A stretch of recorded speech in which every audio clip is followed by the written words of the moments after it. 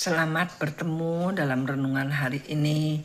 Biarlah kasih karunia dan damai sejahtera melimpahi kita semua oleh pengenalan akan Allah dan akan Yesus Tuhan kita. Ayat kita hari ini diambil dari 2 Petrus 1 ayat 10. Karena itu saudara-saudaraku, berusahalah sungguh-sungguh supaya panggilan dan pilihanmu makin teguh. Sebab jikalau kamu melakukannya, kamu tidak akan pernah tersandung. Saudara, banyak sekali ajaran-ajaran yang beraneka ragam sekarang ini yang masing-masing menyatakan ajarannya sendiri yang benar dan mengemukakan kesalahan-kesalahan yang lain. Kalau ajaran itu rekaan manusia, kita tahu bahwa hikmat manusia sangat terbatas dibandingkan hikmat sorgawi. Jadi kemungkinan kesalahan manusia ada saja di setiap pendapatnya. Jarang sekali pendapat base atau berdasarkan Alkitab yang isinya yes dan amin. Saudara, apa maksud pernyataan panggilan dan pilihan di ayat di atas ini?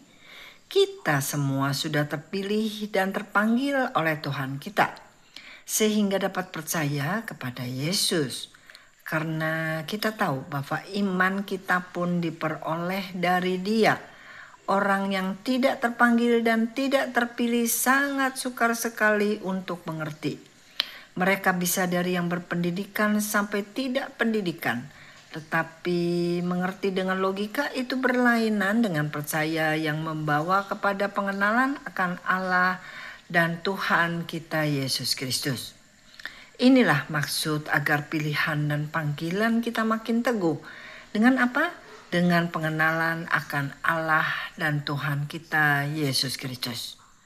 Dengan apa pengenalan kita akan Allah dan Tuhan Yesus Kristus makin teguh? Tentunya dengan yakin bahwa pilihan kita untuk percaya kepadanya sebagai Tuhan kita tidak salah. Dan juga pilihan kita di antara begitu banyak pilihan saat ini, yaitu pilihan bahwa Tuhan kita adalah Yesus Kristus, tidak salah.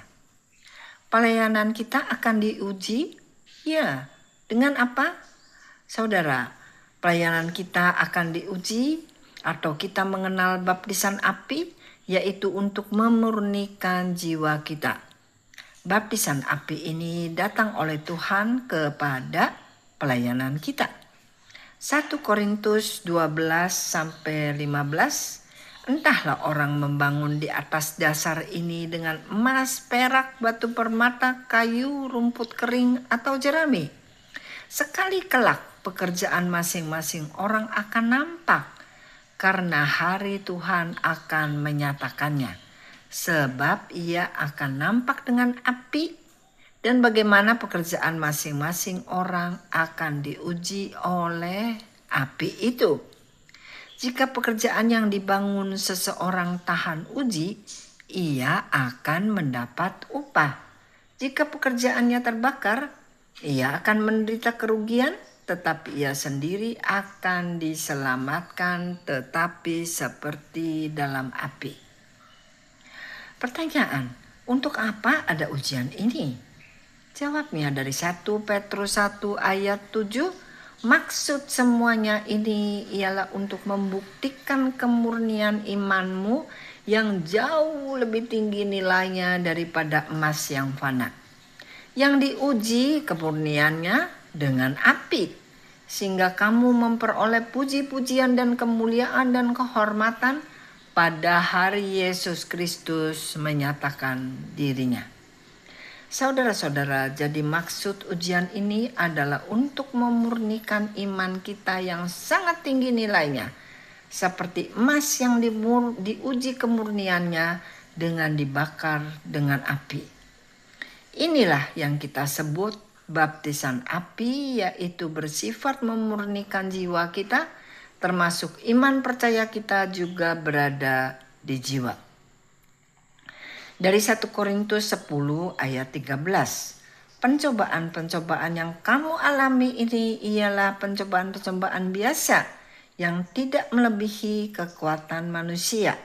Sebab Allah setia dan karena itu Ia tidak akan membiarkan kamu dicobai melampaui kekuatanmu. Pada waktu kamu dicobai, Ia akan memberikan kepadamu jalan keluar sehingga kamu dapat menanggungnya. Jadi saudara, pencobaan yang ditulis dalam King James Version ini adalah tes. Memberikan jalan keluar kalau tes ini terlalu berat bagi kita. Seperti Tuhan memberikan tes kepada Abraham untuk mengorbankan Ishak. Ayat penutup kita diambil dari Yakobus 1 ayat 12. Berbahagialah orang yang bertahan dalam pencobaan. Sebab apabila ia sudah tahan uji, ia akan menerima mahkota kehidupan yang dijanjikan Allah kepada barang siapa yang mengasihi Dia. Demikianlah renungan hari ini. Sampai bertemu lagi di lain kesempatan.